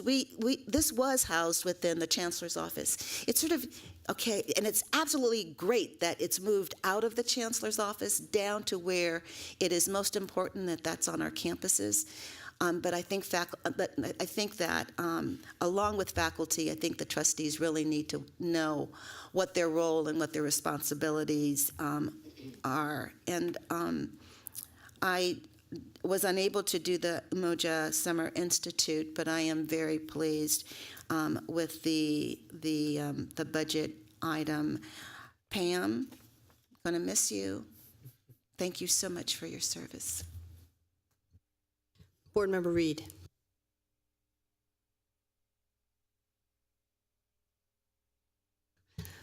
Vice President Epstein. Yeah, I want to thank and congratulate Vice Chancellor Walker, and I yield the rest of my time to Member Shaw. Yeah, but Board Member Belansky's going to take it. He has one more thing he wants to say. I have to apologize and say there's one additional Chancellor's Office staff member that presented at the Curriculum Institute and did some very, very, very good presentations. So I'm sorry that I left her off the list, but Vice Chancellor Teresa Tena. Oh, right on. All right. We are at the public comment period. What do we have, Vice President Epstein? We have Stephanie Martin, and then we have Larry Galizio and Ann Ransford. Ann and Larry, come on up. Go ahead, Ms. Martin.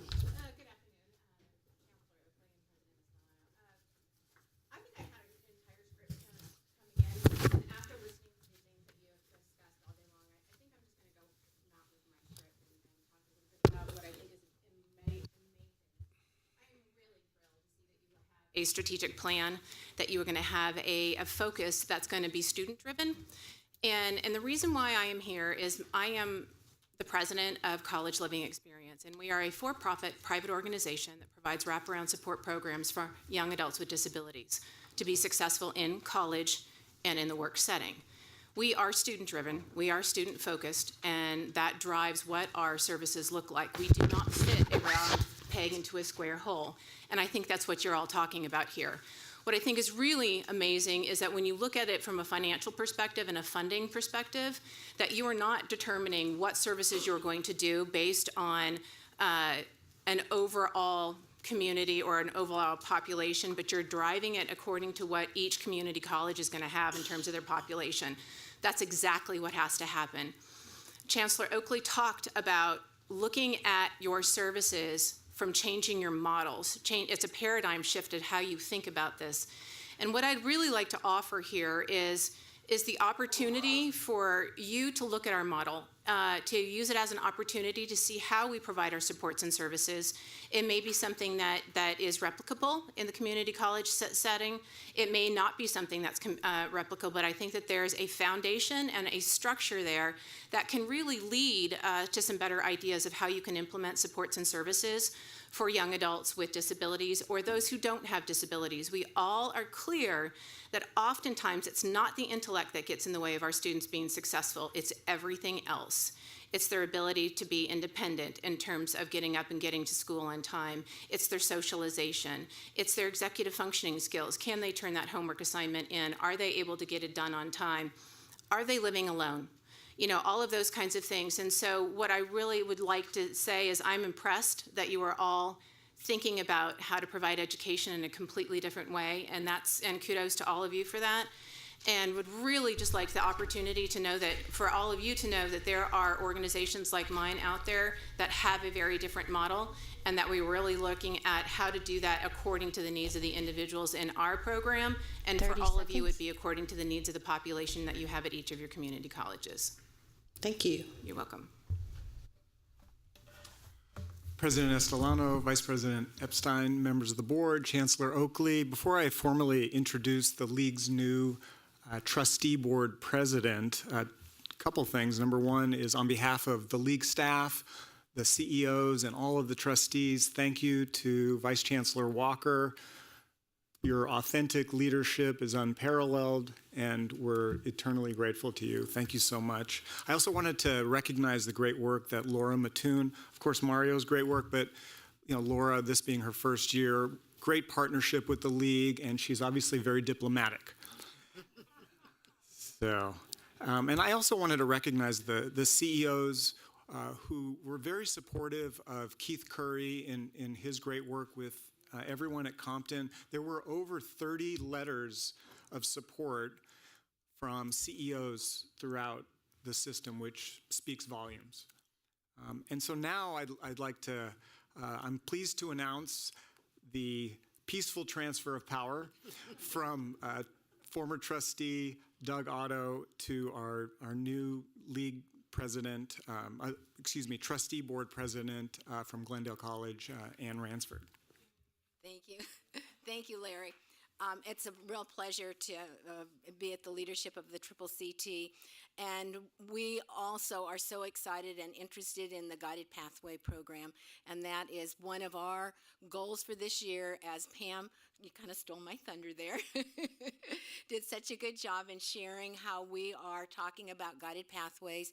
We're asking each of our trustees to do some research on in their districts or their campuses and come and share some of their best practices with the other trustees. And Pam did an amazing job as the first speaker, and we were very pleased. And I think our trustees are liking that role too, because it's giving them a reason to find out what's happening on their campus.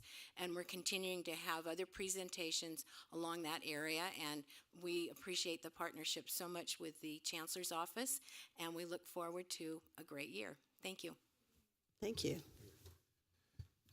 We have one last speaker.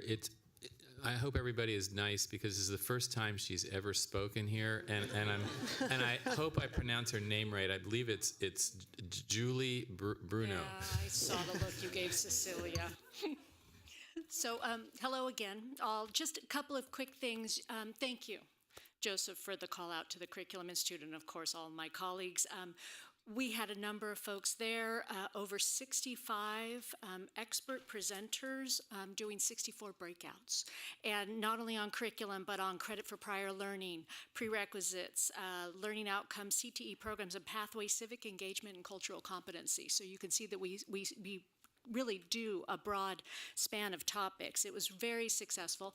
We're looking forward to our next institute. It's new this year. It's the Part-Time Faculty Leadership Institute. It's in partnership with the Chancellor's Office and 3CSN, and that begins on August 3rd, and it is at capacity right now. So we are completely booked and looking very forward to serving our part-time colleagues with to get them the professional development that they need.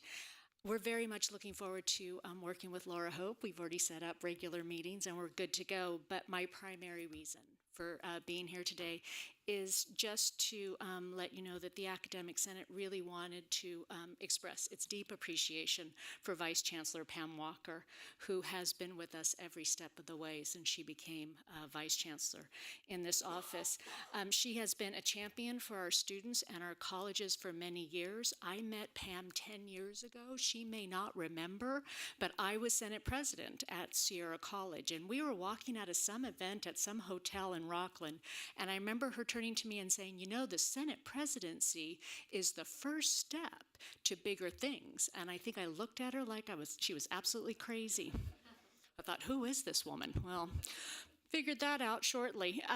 So it has been an honor and a privilege to work with her and to watch her work. She has been a wonderful mentor, a friend and faculty to the Academic Senate, and we will be honoring her good work at our fall plenary session to make sure everybody knows about her commitment to students, our colleges, and our faculty. So you are all, of course, invited to come and join us for that. And I keep getting all these people asking me, when are we going to honor her? Fall plenary session. Thank you. Thank you, Julie. And Pam, from my standpoint, thank you so much for all that you've contributed, but also I've learned so much from you over the years and really have just had such a pleasure learning about the system, you know, from your wisdom. So I'm delighted that you're going to be honored at the plenary session. That's fantastic. So.